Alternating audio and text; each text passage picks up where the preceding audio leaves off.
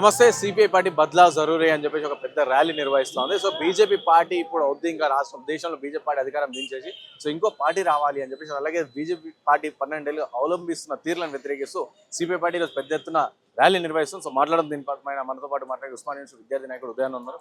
సరే, ఏం చెప్తారు బద్లా హోటల్ అని చెప్పి ప్రోగ్రామ్ తీసుకో ఏమంటారు? అంటే ఈ దేశంలో 12 సంవత్సరాలుగా మతోన్మాదము ఎట్లా పెచ్చరిల్లుతుంది, మనుషుల మధ్య ఎట్లా విభజన చేస్తుంది, ప్రజలకు ఇచ్చిన వాగ్దానాలు నెరవేర్చకుండా ప్రజాద్రోహిగా ఉన్నటువంటి సందర్భం ఈ బీజేపీ ప్రభుత్వానికి. ఇవాళ కాక్రోజ్ జనతా పార్టీ పేరు మీద ధర్మేంద్ర ప్రధాన్ రాజీనామా చేసిందంటే ఈ దేశంలో సిస్టంలో ఉండేటువంటి ఇన్స్టిట్యూషన్స్ కావచ్చు మొత్తం అస్తవ్యస్తంగా ఉన్నాయి. ఇప్పుడు పేపర్ లీక్ 22-23 లక్షల మంది అన్యాయమైనటువంటి సందర్భంలో ప్రభుత్వానికి ప్రజలకు ఒక వారధిగా ఉండాలనే ఒక భయోత్పాతాన్ని ఈ దేశ యువతంతా కూడా పోరాటం చేసిస్తే వాళ్ళ మీద తలకాయలు వలగొట్టి కాళ్ళిరగొట్టి అనేక రకాల ఇబ్బందులు పెట్టినా కూడా నెత్తురు నేల మీద చిందినా కూడా వాళ్ళ పోరాటం యొక్క అక్కసును ప్రభుత్వం మీద తీర్చిన సందర్భంలో ధర్మేంద్ర ప్రధాన్ రాజీనామా చేసింది. కాబట్టి ఇవాళ బీజేపీ వాళ్ళు ఇవాళ సిపిఐ ఆధ్వర్యంలో పాదయాత్రలు ఎందుకు చేస్తున్నారు దేశ పార్టీ నాయకత్వం ఇచ్చిన క్రమంలో అంటే ఇవాళ 12 సంవత్సరాలు అయినా కూడా ప్రజలకు ఇచ్చిన వాగ్దానం నెరవేర్చలేదు, మతోన్మాదాన్ని పెంచుతుంది, మనుషుల మధ్య విభజన చేస్తుంది, ప్రజలకు ఉద్యోగాలు నిరుద్యోగులకు ప్రతి సంవత్సరానికి 2 కోట్ల ఉద్యోగాలు ఇస్తున్నాడు, ఉద్యోగాలు ఇవ్వలేదు.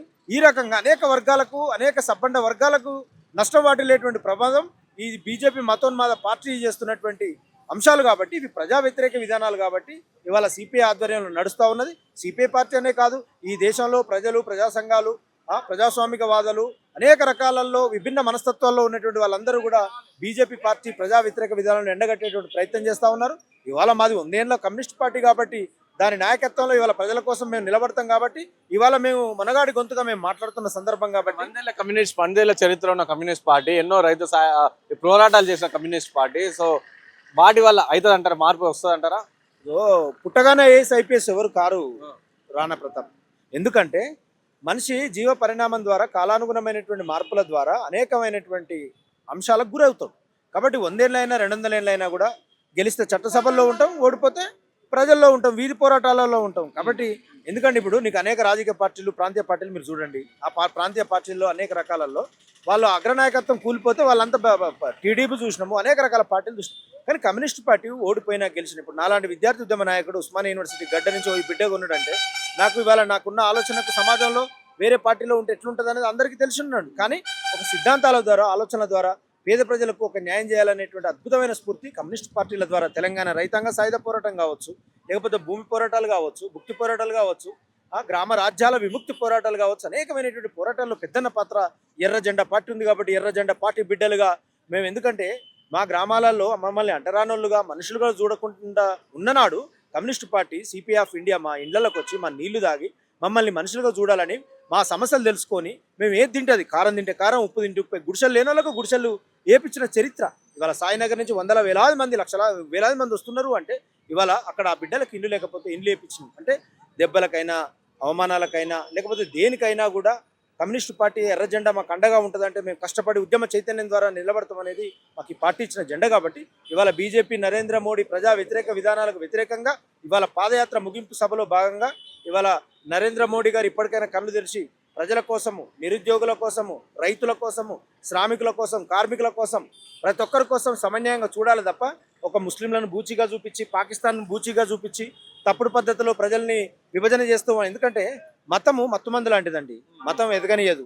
మతం అనేది వ్యక్తిగత విశ్వాసం ఉంటే మాకేం లేదు. కానీ మతం మౌఢ్యం అయినప్పుడు, మతం మార్కెట్ అయినప్పుడు, మతం ఆధిపత్యం అయినప్పుడు, మతం మూర్ఖత్వం అయినప్పుడు, మౌఢ్యము, అంధకార విశ్వాసాలు, అంధవిశ్వాసాలు, ఛాందసవాద భావాలు బయటకు వచ్చినప్పుడు మాత్రమే మాలాంటి విప్లవ విత్తనాలు పురుగు పోసుకొని ఈ మతోన్మాదాలకు వ్యతిరేకంగా మేము పోరాటం చేస్తాం. కాబట్టి ఇవాళ కమ్యూనిస్టు పార్టీ శాస్త్రీయ దృక్పథంతో మనిషిని మనిషిగా చూడాలి, ఇల్లు లేని వాళ్ళకి ఇల్లుని ఇవ్వాలి, భూమి లేని వాళ్ళకు భూమి ఇవ్వాలి అనేటువంటి ఒక అద్భుతమైన సంకల్పం ద్వారా ముందుకు వచ్చింది. కాబట్టి ఎర్ర జెండా పార్టీ పేద ప్రజల గుండెలో ఒక అండగా ఉంటుందని ఈ సందర్భంగా తెలియపరుస్తాం. రైతు పోరాటాలు, భూమి పోరాటాలు, భుక్తి పోరాటాలు చేసిన సిపిఐ పార్టీ ఇప్పుడు సన్నగిల్లుతుంది. ఎందుకు సన్నగిల్లుతుంది అంటే ఏమంటారు? అంటే యువత కూడా కెరియరిజం వైపు పోతున్న సందర్భంలో కొంత సోర్సు కొంత దగ్గరికి వస్తున్నట్టు ఈ కార్పొరేట్ విధానాలు కొత్త ఒక అబద్ధాలను బూచిగా చూపించి ప్రజల్ని తప్పుదారి పట్టించే ప్రయత్నంలో. సరే అండి, ఒకవేళ ఇవి కమ్యూనిస్ట్ పార్టీలు సన్నగిలుతున్నాయి అనుకున్నప్పుడు వాడు 100 ఉద్యోగాలు ఇచ్చి 1,00,000 మందికి పోటీ పెడతాడు. ఆ 100 ఉద్యోగాలలో ఇన్స్టిట్యూషన్స్ అని, కోచింగ్స్ అని, అవని ఇవని ఒక తప్పుడు ప్రచారం ద్వారా మార్కెటైజేషన్ చేస్తున్నారు. కాకపోతే ప్రజలు ఈ రోజుకైనా రేపటికైనా మానవ జీవిత కాలం ఉన్నంత వరకు సోషలిజం కావచ్చు, కమ్యూనిజం కావచ్చు, కమ్యూనిస్టు కార్యకర్తలు కార్యోన్ముఖులై ప్రజల వైపు ఉంటారని ఈ సందర్భంగా మేము తెలియపరుస్తా ఉన్నాం. మాట్లాడడం మనతో పాటు నాయకులు సార్ ఏం చెప్తారు అన్న, ఏం చెప్తారు ఈ బద్లావ్ జరూరీ అని చెప్పి చెప్తా ఉన్నారు. సో దీనికి సంబంధించి ర్యాలీ నిర్వహిస్తారు, ఏం చెప్పాలనుకుంటున్నారు? మోడీ 12 ఏళ్ళు ఈ దేశంలో ప్రయాణిస్తున్నారు. ఈ దేశం కోసం కానీ దేశాల ప్రజల కోసం కానీ ఏమీ చేయలేడు. ఏంది మత విద్వేషాలు రెచ్చగొట్టడం లేదా మోసపూరిత వాగ్దానాలు చేయడం తప్ప మోడీ చేసింది ఏం లేదు. ఈ రోజు ప్రజలు కూడా తెలుసుకున్నారు. మేము 12 ఏళ్ళ సార్లు చెప్తున్నాం, వీళ్ళు మత విద్వేషాలు తప్ప దేశం వెనుకపోతుంది కాబట్టి ముందటి పోయే ఛాన్స్ లేదు. ఈ మతోన్మాద శక్తులంతా కూడా హిందూ ముస్లింల మధ్య విభేదాలు సృష్టించి ఈ దేశ యువతనంతా కూడా డైవర్ట్ చేసే ప్రయత్నం చేశారు. ఈ రోజు యువతరం అంతా తెలుసుకుంది మోడీ వాగ్దానాలు ఏంది, మోసపూరిత వాగ్దానాలు తెలిసినాయి కాబట్టి యువత విద్యార్థులంతా కూడా చెలో పార్లమెంట్ పెడితే మోడీ వెనక గట్టుకొని పోవాల్సినటువంటి పరిస్థితి వచ్చింది. మోడీకి ఒకటే చెప్తున్నాం, 12 ఏళ్ళు నువ్వు ఆదాని అంబానీ కోసం పనిచేసినావు. ఇప్పుడైనా దేశ ప్రజల కోసం, కార్మికుల కోసం చేయండి, విద్యార్థుల కోసం చేయండి, యువకుల కోసం చేయండి, మహిళల కోసం చేయండి. ఈ దేశంలో ఉన్నటువంటి పేద మద్దతు పోయేటట్టుగా ఈ దేశ సంపద అంతా ఈ దేశ ప్రజల చేతితో ఉండేటట్టుగా నువ్వు ఈ 3 ఏళ్ళన్న ప్రయత్నం చేయి. లేకపోతే నీకే ప్రమాదం వస్తుంది. పార్లమెంట్ కానీ ఇంటికైనా గెలిచిపోయావు, దేశం పారిపోవాల్సి వస్తుంది. యువత ఇంకా నేను అట్లే ఉంటా, నా గోడీ మీడియా ఉంది, ఆదాని మీడియా ఉంది కాబట్టి నేను ఏమైనా చేస్తా అంటే కుదరదు. ప్రజలు చాలా చైతన్యమైనరు. యూత్ అంతా కూడా అటువైపున జనం తిరుగుబాటు వచ్చే ప్రమాదం ఉందని కాబట్టి ఆర్ఎస్ఎస్ చీఫ్ మోహన్ భగవత్ గాని నరేంద్ర మోడీ గాని ప్రశ్నించాలనే దగ్గరకు వచ్చారు. మొన్నటి దాకానేమో ప్రశ్నించేటోడు దేశద్రోహి అన్నారు, ప్రశ్నించేటోళ్ళు అర్బన్ నక్సల్స్ అన్నటువంటి వ్యక్తులు ప్రశ్నించాలనేటటువంటి దానికి వాళ్ళు. కాబట్టి ఈ మార్పు ఎందుకు వచ్చింది, యువతను మరోసారి మోసం చేయాలనేటటువంటి తప్ప యువకుల కోసం కానీ దేశ ప్రజల కోసం కానీ మోడీ పనిచేయడు. ఇప్పటికైనా చెప్తున్నాం, 3 ఏళ్ళన్నా దేశం కోసం పనిచేయాలని చెప్పి మోడీకి తెలియజేస్తుంది. సిపిఐ పార్టీ ఇన్ని రోజులుగా ర్యాలీ నిర్వహిస్తుంది, ప్రజలు చైతన్యం చేసే ప్రయత్నం చేస్తుంది. సో దీనివల్ల మార్పు వస్తుంది అనుకుంటారా?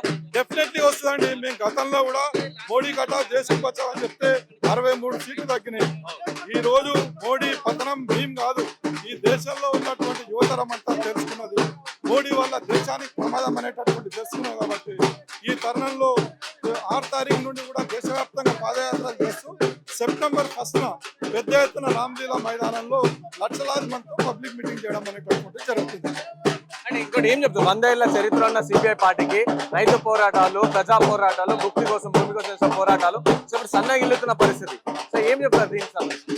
మేము కమ్యూనిస్ట్ పార్టీ 100 ఏళ్లలో మేము ఎప్పుడు అధికారం కాదు. ఈ దేశంలో ఉన్న ప్రజలంతా కూడా కార్మిక రంగానికి ఉద్యోగాలు, యువతరానికి విద్య, వైద్యం ఇవన్నీ అందాలని పోరాటం చేస్తాం. మేము ఇప్పుడు కూడా అదే చేస్తాం. మేమేమి మోసపూరిత వాగ్దానాలతో కాదు, ఈ దేశంలో ఉన్నటువంటి అన్ని రకాల ప్రజలకు ఈ దేశ సంపద ఉండాలని చెప్తున్నాం. మోడీ చెప్తుంది ఏంది, ఈ దేశ సంపద అంటే ఆదాని అంబాలాడి దేశంలో ఉన్న బిచ్చగాళ్ళని చేయాలి, మత విద్వేషాలు రెచ్చగొట్టి అనేటటువంటి ఆలోచనలో ఉన్నాడు.